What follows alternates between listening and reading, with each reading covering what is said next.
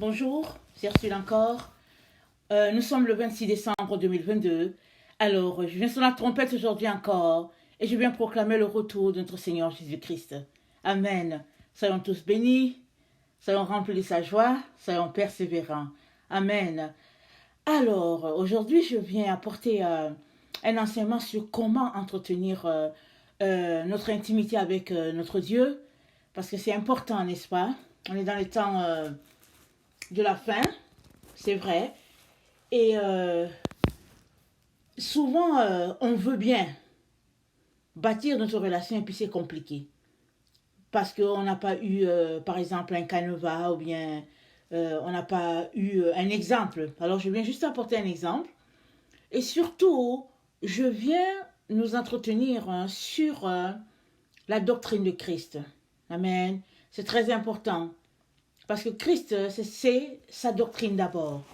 C'est la doctrine qui nous donne la vie. C'est pas juste le fait de dire qu'on a Jésus-Christ, on a Jésus-Christ. Parce que Jésus-Christ, c'est la vie. C'est une façon de faire, c'est une façon de penser, c'est une façon d'agir.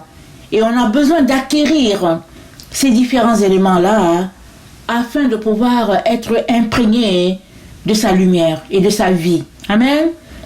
Alors, comment entretenir ton intimité avec Dieu? Ça, c'est la question qui est là. Alors, je vais lire dans Apocalypse 3, le verset 7 nous dit que la porte, elle est ouverte, n'est-ce pas? La porte est ouverte et Jésus-Christ l'a dit à l'ange de l'église de Philadelphie. Au verset 7, il dit, écrit à l'ange de l'église de Philadelphie, voici ce que dit le Saint, le véritable, celui qui a la clé de David. Celui qui ouvre et personne ne fermera, celui qui ferme et personne n'ouvrira. Je connais tes œuvres. Voici parce que tu as peu de puissance et que tu as gardé ma parole et que tu n'as pas renié mon nom. J'ai mis devant toi une porte ouverte que personne ne peut fermer. Voici, je te donne de la synagogue de Satan, qui se disent juifs et ne le sont pas, mais qui mentent. Voici, je les ferai venir se prosterner à tes pieds et connaître que je t'ai aimé. Amen. Alors, l'église de Philadelphie porte le cachet, amen, de la clé de David. Pourquoi? Parce qu'il y a quelque chose qu'ils font qui réjouissent le cœur du Père. Et cette chose qu'ils font se trouve dans Apocalypse 3, le verset 10. C'est dit, parce que tu as gardé la parole de la persévérance en moi, moi aussi, je te garderai à l'heure de la tentation. Donc, l'église de Philadelphie garde la parole. Peu importe les difficultés par lesquelles ils passent, ils gardent la parole. C'est-à-dire quoi? Ils mettent en application les commandements de Dieu. Ils ne les renient pas. Et il y a une différence claire et nette entre eux et les autres, si bien que notre Seigneur les a appelés les satanistes. Amen. Donc, l'évidence est là. Alors, comment entretenir ton intimité avec Dieu? Ton intimité avec Dieu est satisfaisante. Amen. Pour notre Dieu, si tu marches selon l'exemple de l'église de Philadelphie, si tu mets en pratique la parole de Dieu, tu touches le cœur de Dieu. Amen. Alors, il y a deux voies sur la terre, n'est-ce pas? Il y a celle de Dieu et celle du serpent. Amen. Donc, il faut déjà qu'on le sache. Il y a deux voies. Donc, comment entretenir sa relation avec Dieu? Il faudrait savoir quel côté, quelle voie prendre. Il y a la voie du serpent, il y a la voie de Dieu. Alors, dans Deutéronome 30, le verset 15 à 20, je ne vais pas lire cette partie, notre Dieu dit, j'ai mis devant toi la vie et la mort, le bien et le mal. Et il dit, choisis la vie, choisis le bien. Alors, il nous revient de choisir. Et, comme c'est dit, ne rien faire, c'est aussi choisir. Et si tu ne fais rien, automatiquement, tu as choisi le dragon. Parce que qui ne fait rien, ou bien qui ne dit rien, consent. Mais à quoi consens-tu? Tu consens à ce qui est déjà là.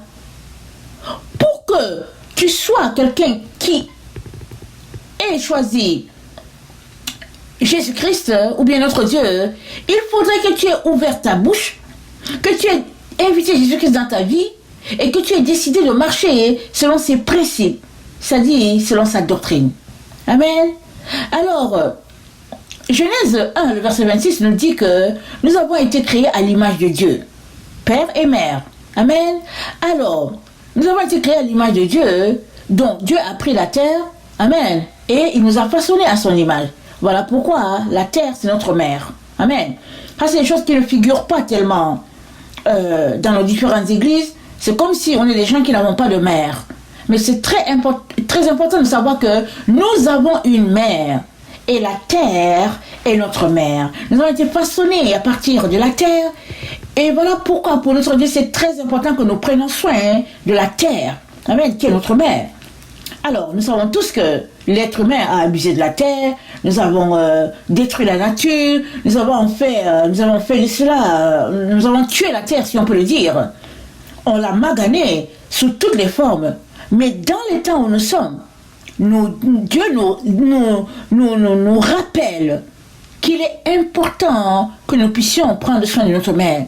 Ça fait partie de notre sanctification, ça fait partie de notre purification. Alors l'ennemi c'est ça, alors il parle du réchauffement climatique, de comment ils mettent en place les structures pour un bel environnement, pour plus de confort pour l'être humain à cause de la nature, toutes sortes d'histoires, toutes sortes de programmes qu'ils font sortir comme pour améliorer la relation de l'être humain avec la nature. Mais ça ne vient pas de l'homme. C'est Dieu qui avait déjà établi cela.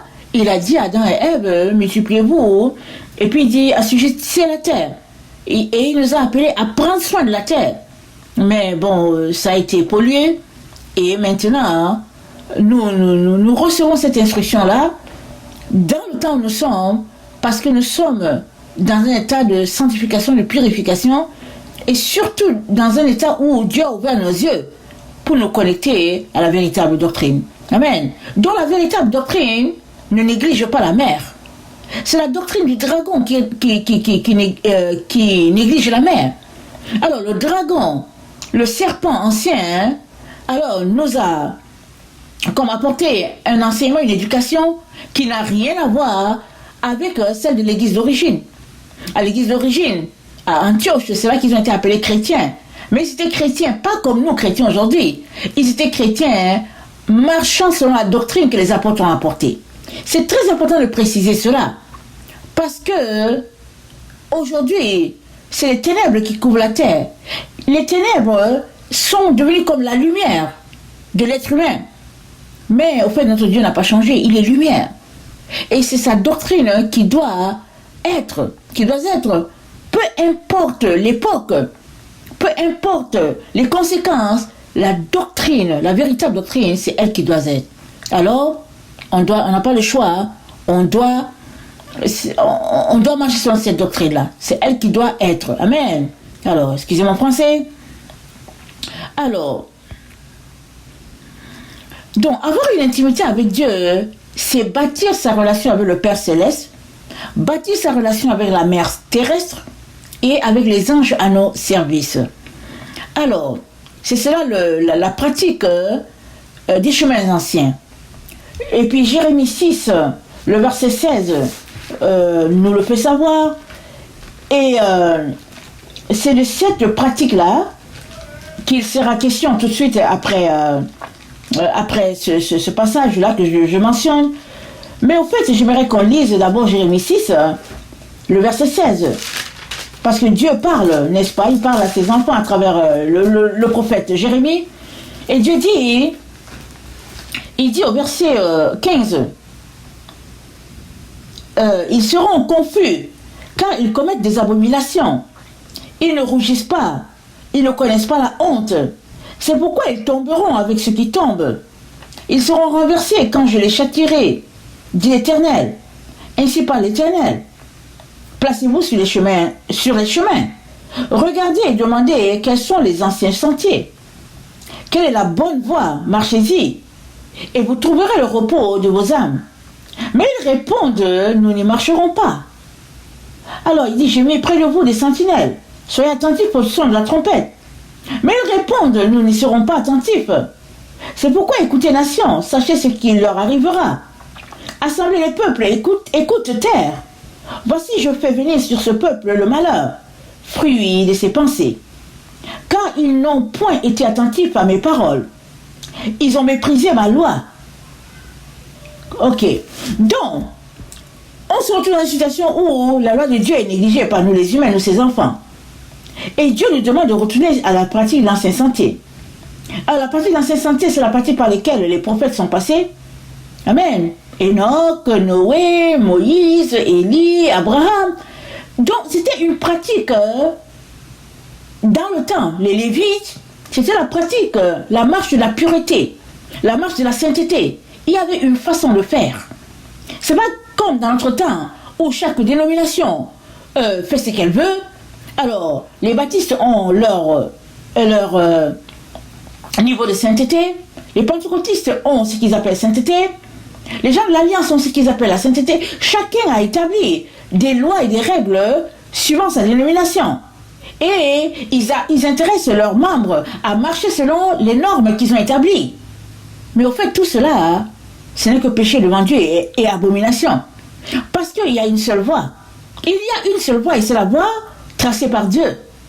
Et sur les chemins anciens, les prophètes, les pères de la foi d'antan ont pratiqué la vérité sur ce chemin ancien. Et Dieu nous interpelle aussi à pratiquer cela. Amen.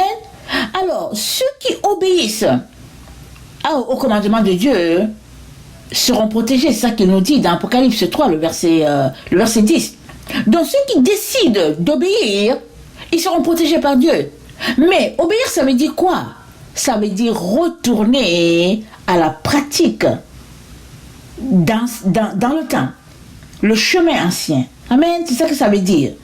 Alors, bâtir sa relation avec le Père Céleste, avec la Mère Thérèse, avec les anges, ça nous renvoie à la pratique qui était déjà dans le temps, qui était déjà établie par Dieu le Père. Amen.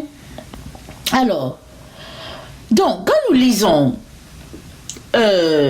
Apocalypse 3, on l'a lu tantôt, quand nous lisons Apocalypse 3, le verset 7, Jésus-Christ se présente comme celui qui a la clé de David. Amen, il le dit très bien. Je vais le lire juste cette partie-là pour nous rafraîchir la mémoire, n'est-ce pas? Alors, dans Apocalypse 3, Jésus-Christ dit, au verset 7, écrit à l'ange de l'église de Philadelphie, voici ce que dit le Saint, le véritable, celui qui a la clé de David, celui qui ouvre et personne ne fermera, celui qui ferme et personne n'ouvrira. Alors, Jésus-Christ a la clé de David. Or, nous savons que Jésus-Christ c'est la porte. Alors, il dit qu'il a la clé. Et s'il ouvre, il n'y a personne qui peut fermer. Et s'il ferme, il n'y a personne qui peut ouvrir. Donc, Jésus-Christ a la clé. Amen. Et dans la clé, et le prophète, ou bien le roi David, dans le psaume 119, nous présente un peu, c'est quoi cette clé de David-là? Sans la nommer, il nous parle de la Torah. Le psaume 119 pointe l'amour du roi David pour la parole de Dieu. Alors, quelqu'un qui veut plaire à Dieu est appelé à marcher sur la clé de David, comme le roi David a marché. Et cette clé de David renvoie à la louange à Dieu, renvoie à l'amour de la parole, renvoie à la pratique de la parole, renvoie à l'observance de la loi. Et puis, la clé de David, ça renvoie à la gouvernance, n'est-ce pas? Parce que dans Ésaïe 22, je ne vais pas lire, dans Ésaïe 22, le verset 22, Dieu dit qu'il va mettre sur l'épaule de son serviteur, j'oublie le nom, si c'est Eliakam ou bien, j'oublie le nom, excusez le nom. Alors, il dit qu'il va mettre sur son épaule la gouvernance de la maison de David. Alors, la clé de David renvoie, amen, à une royauté, à une gouvernance. Et Dieu dit que tous ceux-là qui marchent selon les normes de l'église de Philadelphie, ils vont se retrouver à avoir une gouvernance, amen, sur cette terre. Et alors, ça nous renvoie à Apocalypse 2, amen, Apocalypse 2, le verset, excusez-moi, je ne l'avais pas préparé, le verset 26 nous dit, à celui qui vaincra, qui gardera jusqu'à la fin mes œuvres, je donnerai autorité sur les nations. Il les pètera avec une berge de fer, comme on brise les vases d'argile, ainsi que moi-même j'en ai reçu le pouvoir de mon Père. Et je lui donnerai l'étoile du matin. Que celui qui a les oreilles entende ce que l'Esprit dit aux églises. Donc ça renvoie ici encore à la gouvernance, parce que c'est dit, à celui qui vaincra, qui gardera jusqu'à la fin mes œuvres, je donnerai autorité sur les nations. Quand tu as l'autorité, c'est que tu as le pouvoir, amen. Tu as, comment on appelle ça, tu as la force qui va avec, tu as le titre qui va avec. Alors Jésus-Christ dit, au vainqueur, il donne ce titre-là. Et cette partie-là d'Apocalypse 2, le verset 26, renvoie automatiquement à ce que Jésus-Christ a dit à Apocalypse 3, le verset 7, quand il parle à l'église de Philadelphie, et puis il dit, celui qui, voici ce que dit le Saint, le véritable, celui qui a la clé de David. Une clé, ça permet d'ouvrir, ça permet de fermer, ça donne une autorité à la personne qui l'a. Regardez un peu quand tu vas entrer dans un endroit surveillé, un endroit qui est sous surveillance, le portier a tous les pouvoirs. Il peut te faire entrer, que tu aies tombé ou pas, il peut te jeter dehors, il peut t'enfermer en prison, pour tout ce que le portier, il a tous les pouvoirs. Amen. Et Jésus-Christ nous a dit quoi? Jésus-Christ dit qu'il se tient à la porte. Et il nous dit qu'il a la clé entre ses mains. Alors, ça veut dire que toi et moi, si nous voulons réjouir le cœur de notre Seigneur Jésus-Christ, nous avons besoin de nous organiser pour avoir cette clé-là. Amen. Alors, donc, vous allez regarder dans Ésaïe 22, dont il parle de la clé, et puis le psaume 119 a été écrit par, je pense que c'est 8 vers, c'est des lignes que j'ai appelées des proses, je pense, et c'est écrit selon les 22 lettres de l'alphabet hébraïque. C'est pourquoi j'encourage tout un chacun à connaître les lettres de l'alphabet hébraïque. Moi, vous savez, je ne les connais pas par cœur, mais de temps en temps, je prends mes cahiers, mes livres, je regarde qu'est-ce que ça veut dire telle lettre, parce que ce sont des lettres sacrées. Ce sont des lettres remplies de lumière.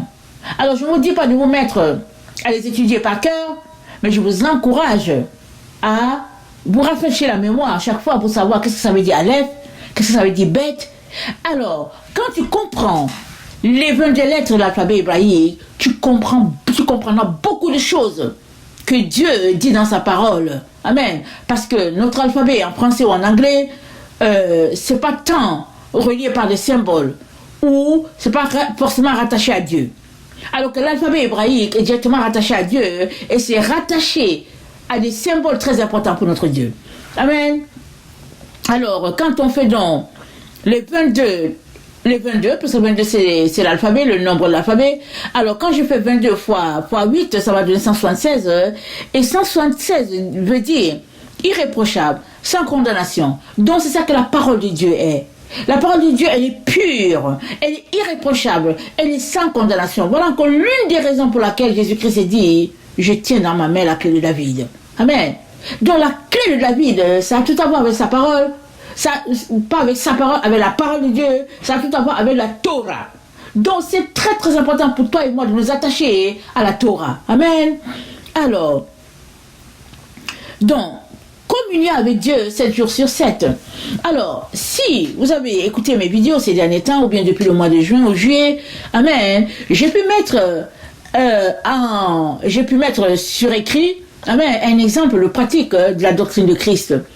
Alors, pourquoi je me suis retrouvée à faire ça? Parce que, par la grâce de Dieu, écoutez, on cherche toujours, n'est-ce pas? Alors, quoi qu'étant chrétienne, souvent cherché pour entrer en communion avec Dieu, je n'étais jamais satisfaite. Alors, je cherchais ici, je cherchais par là, et puis bon, je me suis retrouvée à être en contact avec les 22 lettres de l'alphabet, je me suis retrouvée à être en contact avec les 10 séphiros, qui sont des lumières. Vraiment, j'ai passé mon temps à fouiller, à chercher tout ça par-ci, par-là, par la grâce de Dieu. Si bien que ma façon d'entrer en communion à Dieu, je me suis rendu compte que ça lui plaisait. Amen. Pourquoi je le dis? Parce que c'est lui qui m'a dit, mets en ligne rapidement la doctrine de Christ. Mets en ligne ce que tu as, mets ça en ligne pour que ça puisse profiter à beaucoup de personnes, hein, parce qu'on est proche de la destruction. Alors moi j'étais là, je traînais, il dit mets ça, allez le plus rapidement.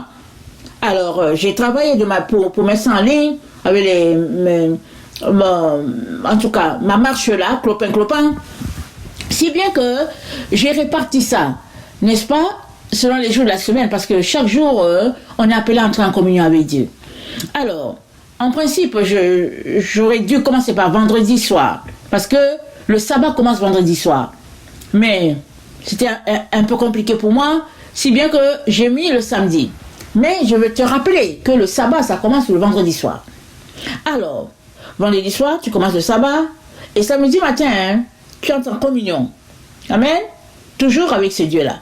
Donc, vendredi soir, tu commences le sabbat, c'est-à-dire vendredi soir, tu entres en communion avec Dieu le Père. Parce que les soirs, tu es en communion avec les anges du Père, et le matin, tu es en communion avec les anges de la Mère.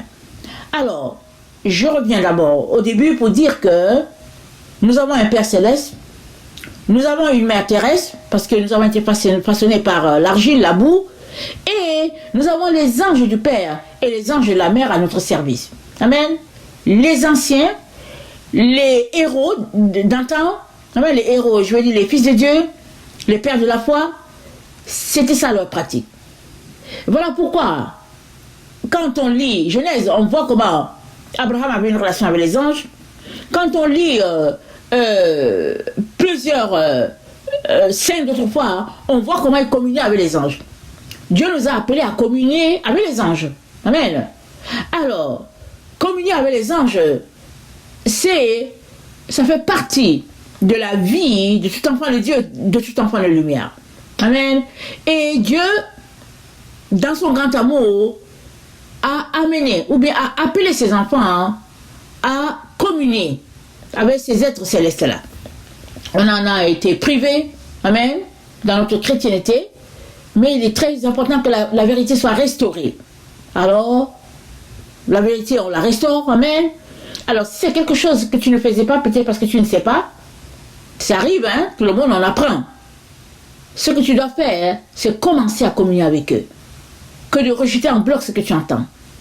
Parce que c'est la vérité qui nous a franchis. Amen. Et quelle vérité nous a franchis? La vérité divine. Pas la vérité des hommes, la vérité divine. Alors, donc samedi matin, notre communion est avec notre mère terrestre. Amen. Alors, j'ai dit, la mère terrestre et moi sommes un. Nous sommes en parfaite harmonie. Je suis né d'elle et reçois tout d'elle. Elle me nourrit. Je suis en parfaite santé grâce à ses fruits. Je consomme ce qu'elle me donne. Merci mon Dieu pour toutes les grâces que je reçois d'elle. Alors, c'est des exemples de prière, n'est-ce pas? Alors, samedi soir, on est en relation avec le Père Céleste. C'est Dieu qui m'a façonné à son image, Père et Mère. Il est la loi qui gouverne l'univers. Il est mon refuge et mon abri. Je te loue de ce que je suis une créature si merveilleuse. J'ai cité le psaume 139. Alors, ça, c'est les relations qu'on doit, c'est les communions qu'on doit avoir à tous les jours. Ça, c'est la communion le samedi. Amen. Qu'on doit avoir avec notre Mère Céleste. Je veux dire avec notre Mère terrestre et avec notre Père Céleste. Alors, évidemment, pendant qu'on communie avec notre Mère terrestre et puis notre Père Céleste, on n'oublie pas notre relation qu'on a avec notre Dieu, c'est-à-dire la lecture de la Bible, les psaumes, la louange, l'adoration, les jeûnes, bénir les pauvres. On n'oublie pas ça. On n'est pas en train d'exclure les autres relations au profit de la relation avec les anges. Non, non, non. C'est un package. Amen. C'est un package. Alors, dimanche matin, ange du soleil, donc merci pour ta lumière et ta chaleur qui nous illumine dès l'aube. Tu nous illumines dès l'aube par ton œuvre. Nous recevons le nécessaire pour notre vie au quotidien, réchauffement, nourriture. Amen. Nous savons que c'est le soleil qui réchauffe, n'est-ce pas? Il réchauffe l'atmosphère, il réchauffe quand il fait froid, quand le soleil brille à son maximum, on est réchauffé, on est content. Donc, c'est les anges au service de la mer. Amen. L'ange, la mer terrestre, l'ange soleil, ils sont au service de la mer. Et nous sommes appelés à être en communion avec ces anges-là. Alors, on a le dimanche soir, on a l'ange de la puissance. Que ta vie, que la vie de l'esprit me remplisse et que je sois fort en Christ. Là où tu te trouves, ange de la puissance, là aussi se trouve l'esprit divin. Amen, parce que la puissance, c'est la force. Amen, c'est la gloire, c'est la majesté divine. Et il y a un ange que Dieu a attribué à ce poste-là. Alors lundi matin, on a l'ange de l'eau. Et nous savons combien l'eau est vitale, n'est-ce pas? Pour tout un chacun. Sans eau, ce sera très compliqué. Voilà pourquoi quand l'Apocalypse dit que les eaux seront frappées d'absinthe, alors on sait que ce sera des moments très très difficiles sur la terre. Mais c'est des choses qui doivent arriver. Parce que l'être humain a négligé d'honorer son père céleste et sa mère terrestre. Ça fait partie des jugements que Dieu va répandre sur la terre, dans les temps dans lesquels nous sommes. Alors, on a l'ange de l'amour. Alors, c'est dit, c'est toi qui nous montre comment vivre en harmonie. Et nous savons tous que sans amour, la vie serait très compliquée. Et nous savons que s'il y a les guerres, excusez-moi, je coupe un papier.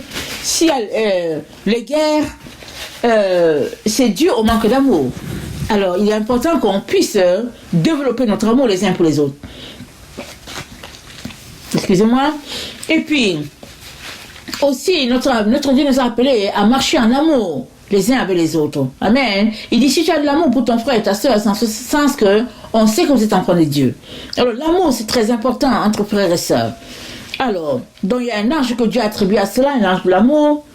Amen. Le matin, au service de la mer, le soir, c'est l'ange de l'air. Nous savons que l'air est vital, n'est-ce pas? Quand il n'y a plus d'air, ça veut dire qu'on a fini. On n'est plus sur cette terre. C'est là qu'on sait qu'il n'y a plus d'air. Sinon, on est là, il y a l'air.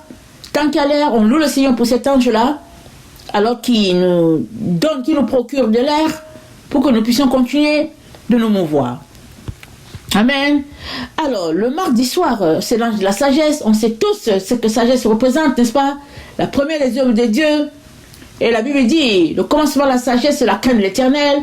Toute personne qui va avoir une relation avec Dieu est appelée à craindre ce Dieu-là, et ça part, c'est là que commence la sagesse. Alors, tout part de la crainte. Dès que tu crains Dieu, tu viens de démontrer que tu es sage. Parce que ta vie va changer automatiquement. Parce que tu ne vas plus faire les choses que tu faisais avant. Puisque là, tu crains Dieu. Alors, le mercredi matin, on a l'ange de la terre. Et on sait que nos richesses nous viennent de la terre. Que ce soit les matériaux, que ce soit ce que nous mangeons, tout vient de la terre. Dieu a conçu le monde comme ça. Et puis c'est la terre qui reçoit, qui a toutes ces richesses-là.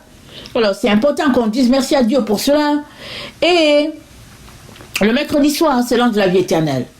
Alors, Dieu a attribué un ange pour cela.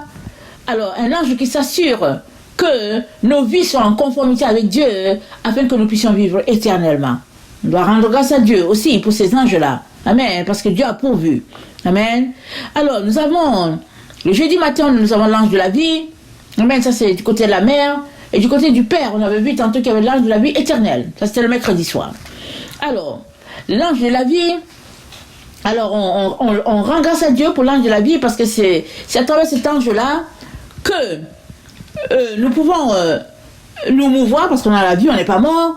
Amen. Alors, la vie, elle coule du trône parce que tant et aussi longtemps qu'on s'abreuve de la parole de Dieu, on a cette vie-là en nous et on peut la communiquer à d'autres personnes. Alors, le jeudi soir, c'est l'ange du travail. Vous savez combien il y a des gens qui n'aiment pas travailler, mais Dieu nous donne un exemple extraordinaire dans la Bible, dans le livre de Proverbes, le Proverbe 6. Amen. Il nous donne l'exemple de la fourmi. La fourmi n'est pas paresseuse. Pendant que la cigale chantait, la fourmi a passé son temps à travailler. La fourmi travaille tout le temps. Et Dieu nous dit de prendre l'exemple sur elle. Elle n'a ni maître, elle n'a personne pour la diriger, pour l'organiser. Elle s'organise elle-même pour amasser sa nourriture. Alors Dieu est très content quand ses enfants travaillent. Mais il y a ceci. Il y a travailler et travailler. Pour qui travailles-tu? Travailles-tu pour Dieu ou bien travailles-tu pour l'ennemi? Ça c'est autre chose si tu travailles pour l'ennemi. Amen. Parce que tu peux être paresseux pour Dieu et être en train de travailler pour l'ennemi. Et tu n'avances pas ta cause. Quand Dieu parle de travail, c'est de venir dans sa présence, c'est de prier, et de prier, et de prier, lire la parole, intercéder pour les uns. Et ça, c'est travailler selon Dieu. Amen. Alors, nous avons le vendredi matin, nous avons l'ange de la joie. Évidemment, nous savons que la joie, amen, c'est agréable d'être toujours joyeux, n'est-ce pas? Parce qu'un cœur triste, ça cause beaucoup de problèmes. Mais il y a des choses que Dieu a apportées, Dieu a mis sur la terre qui nous donnent directement la joie. Comme le chant d'un oiseau, comme les fleurs, comme la beauté, le lever du soleil. Tout ça, ça nous donne la joie. Et c'est Dieu qui a pourvu pour cela. Et on doit lui dire merci. Et ça, c'est à tous les jours, afin de garder notre communion avec notre Père céleste, notre Mère terrestre, et puis les anges à notre service. Amen. Alors, le soir, on a l'ange de la paix. Amen. Et puis, qui nous procure cette paix-là, et qui fait que nous sommes en harmonie les uns avec les autres, à cause de ces anges, de ces êtres de lumière-là, hein, au service de Dieu, pour notre bien, à nous ses enfants. Amen. Alors, donc, être en relation avec le Père céleste, la Mère terrestre, les anges, c'est cela, manger à l'arbre de vie. Amen. C'est cela, retourner au jardin d'Éden. Parce que dans l'Apocalypse 22, je vais lire, c'est dit, et il me montra un fleuve d'eau de vie limpide comme du cristal, qui sortait du trône de Dieu et de l'agneau. Au milieu de la place de la ville, et sur les deux bords du fleuve, il y avait un arbre de vie, produisant 12 fois les fruits, rendant son fruit chaque mois, dont les feuilles servaient à la guérison des nations. Il n'y aura plus d'anathème, le trône de Dieu et de l'agneau sera dans la ville. Ses serviteurs le serviront et verront sa face, et son nom sera sur leur front. Amen. Donc, l'arbre de vie est planté. C'est dit, le trône. C'est dit quoi? Attends, c'est dit, c'est là où il y a le trône, au bord des deux fleuves, là où il y a un arbre de vie produisant 12 fois les fruits. Et c'est dit, l'eau limpide sortait du trône de Dieu et de l'agneau. Alors il y a le Dieu et il y a l'agneau. Alors l'eau sortait de là. Amen. Et c'était pour abreuver sa création, les êtres humains, les animaux. C'est-à-dire, à cet endroit-là, c'est l'harmonie totale. Père, mère, enfant, création, animaux, végétation, tout est là. Voilà la beauté que Dieu a voulu dès le commencement. Dès le jardin d'Éden, c'est ça que Dieu a voulu. Et nous sommes à la fin de notre parcours sur la terre et nous sommes retournés, ou bien nous sommes en train de retourner dans le jardin. Et dans Apocalypse 2, Amen, Jésus-Christ a dit quelque chose de très important qu'il nous faut noter. Alors, dans Apocalypse 2, le verset, je pense 7, Jésus-Christ a dit que celui qui a les oreilles entende ce que l'Esprit dit aux églises. À celui qui vaincra, je donnerai à manger de l'arbre de vie qui est dans le paradis de Dieu. Amen. Dieu va donner à manger l'arbre de vie qui est dans le paradis de Dieu. Amen. De façon concrète. Mais avant que nos yeux voient cet arbre-là concret, amen, on est déjà en train de manger à l'arbre de vie. Parce que Dieu nous a réveillés à cette vérité-là, que nous sommes appelés à bâtir notre relation avec les anges. Amen. Ça, c'est quelque chose qui nous a été ôté. Et ça, c'est l'une des raisons qui fait que, amen, l'ange d'Apocalypse 10 vient, amen, et il tient dans sa main un livre et il cria, l'ange crie d'une voix forte, comme rugit un lion. Alors il crie, et c'est dit que il crie et on entend 7 tonnerres qui font entendre leur voix. Et les tonnerres font entendre leur voix. Et nous savons que quand le tonnerre fait entendre sa voix, avant cela il y a l'éclair. Regardez bien quand il pleut. Avant d'entendre le tonnerre, tu vas voir l'éclair d'abord. L'éclair va passer et l'intensité de l'éclair te montre la puissance du tonnerre qui arrive. Amen. Ça te donne de te préparer. Si l'éclair est petit, très souvent le grondement est petit. Si l'éclair est très vif, très souvent, le grondement est tel qu'il y a même souvent tremblement. Alors, cet ange-là vient exercer le jugement sur la terre. Et c'est en fonction de tout ce que l'être humain a fait ou bien n'a pas fait. Voilà pourquoi le jugement s'exerce. Alors, pour tous ceux-là qui marchent dans l'obéissance, ils vont juste rendre grâce à Dieu parce qu'il exerce ses jugements. Mais pour tous ceux-là qui désobéissent, c'est là que la crainte est là, parce qu'ils vont se retrouver face à face devant leur faute, leur choix de ne pas obéir à Dieu. Et Dieu ne veut pas cela pour nous. Et il nous appelle, amen, à retourner à la pratique de la vérité sur le chemin des anciens. Amen. Très très important.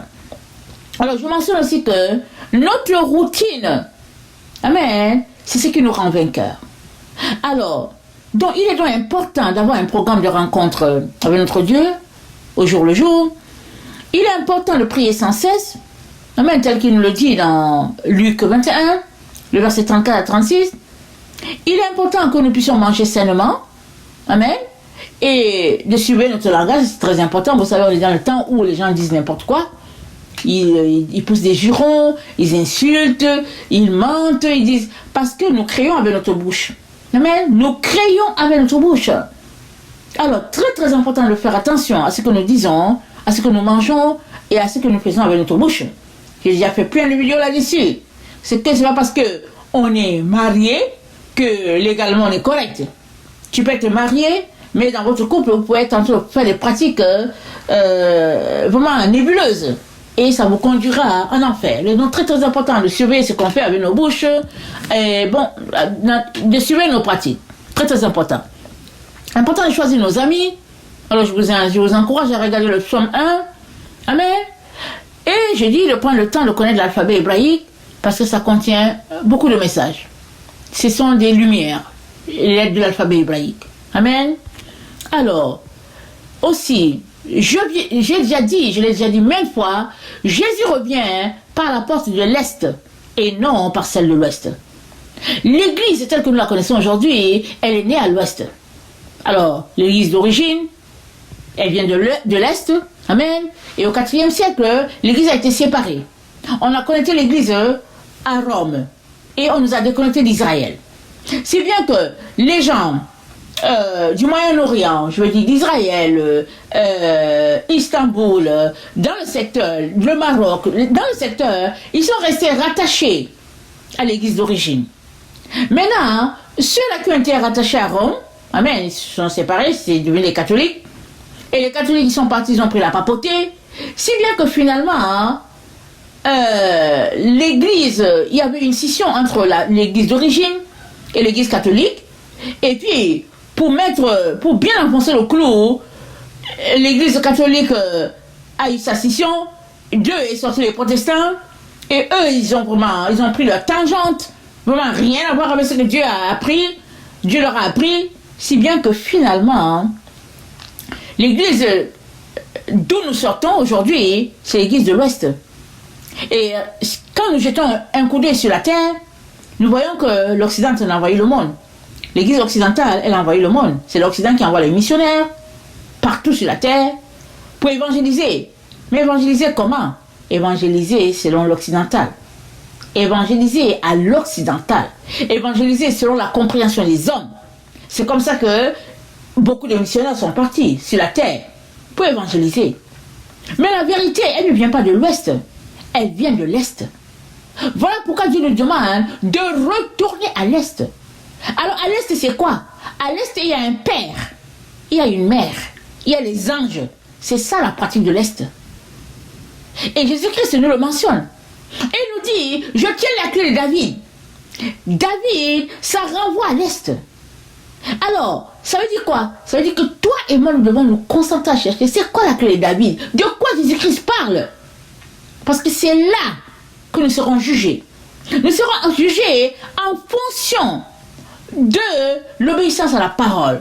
Mais la parole comment? Pas la parole expliquée par les hommes, la génération des gens de l'Ouest. Non, la parole de Dieu, telle que conçue à l'origine sur la doctrine de Christ, 1 Corinthiens 3, le verset 9 à 14.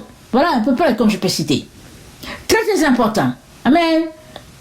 Alors, donc à l'Est, donc, c'est l'origine.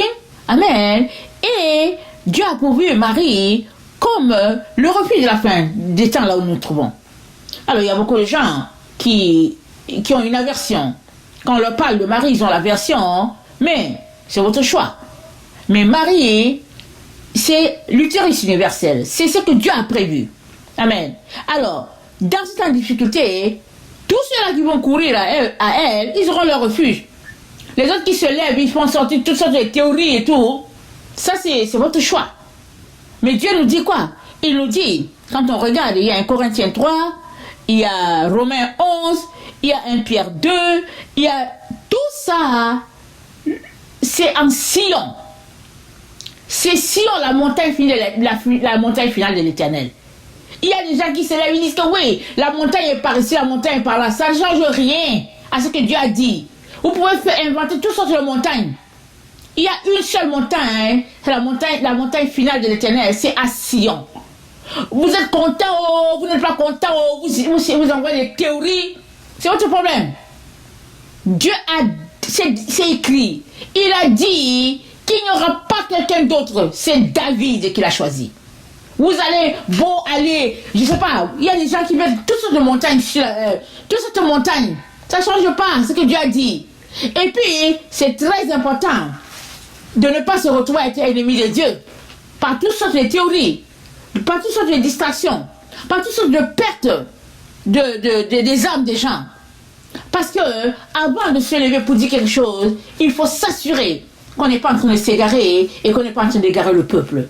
Malheureusement, le sujet de Marie fait couler beaucoup d'encre. Beaucoup d'encre. C'est bien que les gens sont tellement... ils ont une aversion pour Marie. Si bien que les esprits séducteurs les envoient ailleurs. Mais l'histoire de Marie, c'est quoi? L'histoire de Marie, c'est depuis la Genèse. C'est dit que la femme va écraser la tête du serpent. Mais quand on regarde toutes les femmes sur la terre, qui est la femme qui a eu son enfant sans la voix de toutes les autres femmes? C'est bien Marie. C'est pas compliqué de savoir surtout la vérité. Mais si on a des théories bizarres, l'ennemi va nous égarer. Et on est dans le temps où l'ennemi égare les enfants de Dieu et pas à peu près. Pas à peu près. Et je vais nous encourager à faire très attention pour ne pas se laisser distraire et se laisser voler sa couronne. Alors, et Dieu dit, il dit, attendez, il faut que je le lise, dans le psaume 89, il dit, au verset 20, alors tu parles là dans une vision à ton bien-aimé, et tu dis, j'ai prêté mon secours à un héros. J'ai élevé du milieu de mon peuple un jeune homme. J'ai trouvé David, de mon serviteur. Je l'ai oint de mon huile sainte. Ma main le soutiendra et mon bras le fortifiera. L'ennemi ne le surprendra pas et le méchant ne le primera point. J'écraserai devant lui ses adversaires et je frapperai ceux qui le haïssent. Ma fidélité et ma bonté seront avec lui et sa force s'élèvera sur mon nom, par mon nom. Je mettrai sa main sur la mer et sa droite sur les fleuves. Lui, il m'invoquera, que mon Père, mon Dieu est le rocher de mon salut. Et moi, je ferai de lui le premier-né, le plus élevé des rois de la terre. Je lui conserverai toujours ma bonté, et mon alliance avec lui sera fidèle. Je rendrai sa postérité éternelle, et son trône comme les jours des cieux. Si ses fils abandonnent ma loi et ne marchent pas selon ses ordonnances, s'ils violent mes préceptes et n'observent pas mes commandements, je punirai de la verge leur transgression et par des coups leur iniquité. Mais je ne lui retirerai point ma bonté et je ne trahirai pas ma fidélité. Je ne violerai point mon alliance et je ne changerai pas ce qui est sorti de mes lèvres. J'ai juré une fois par ma sainteté. Mentirai-je à David? Sa postérité subsistera toujours. Son trône sera devant moi comme le soleil, comme la lune. Il aura une éternelle durée. Le témoin qui est dans le ciel est fidèle. Et lisons Romains 11. Amen. Romains 11, c'est l'apôtre Paul qui parle. Alors Romains 11, il dit ceci, le verset 25, l'apôtre Paul dit: car je ne veux pas, frère, que vous ignoriez ce mystère, afin que vous ne vous regardiez point comme sages, c'est que le parti d'Israël est tombé dans l'endurcissement jusqu'à ce que la totalité des païens soit entrée. Et ainsi, tout Israël sera sauvé. Selon ce qui est écrit, le libérateur viendra de Sion et il détournera de Jacob les impiétés. Le libérateur, il vient d'où? De Sion. Il ne vient pas d'une autre montagne, il vient de Sion. Si vous entendez quelqu'un qui vous parle d'une autre montagne de l'Éternel, fuyez la personne. Fuyez. La personne est en train de vous envoyer dans le champ. La montagne finale de l'Éternel, c'est la montagne de Sion. C'est là où l'Éternel demeure. Et Apocalypse 14, amen. Très important, mes chers frères et chers frères, mes chers frères et chères sœurs. C'est terrible la séduction aujourd'hui. C'est terrible. Alors, Apocalypse 14. Je regardais, voici l'agneau se tenait sur la montagne de Sion. Et avec lui, 144 000 personnes qui avaient son nom et le nom de son père écrit sur leur front. Quelle montagne? Montagne de Sion. Quand vous écoutez une personne, écoutez bien. Si ce n'est pas la montagne de Sion, fuyez. L'ennemi est en train de vous entraîner dans le feu. Fuyez. Fuyez, fuyez. La montagne de Sion, c'est la montagne finale de l'Éternel. Amen. Très important. J'insiste parce que il y a plein de choses qui se passent en ligne. Il y a plein vraiment de distractions en ligne. Il est très important que vous attachiez à la parole de Dieu et que vous assurez que dans ce que vous êtes en train de faire, Dieu est là. Amen. Très, très important. Alors, donc Jésus-Christ revient par la porte de l'Est, pas par la porte de l'Ouest. Amen. Très, très important. Alors, nous sommes arrivés à la fin, amen, de notre présentation et je bénis le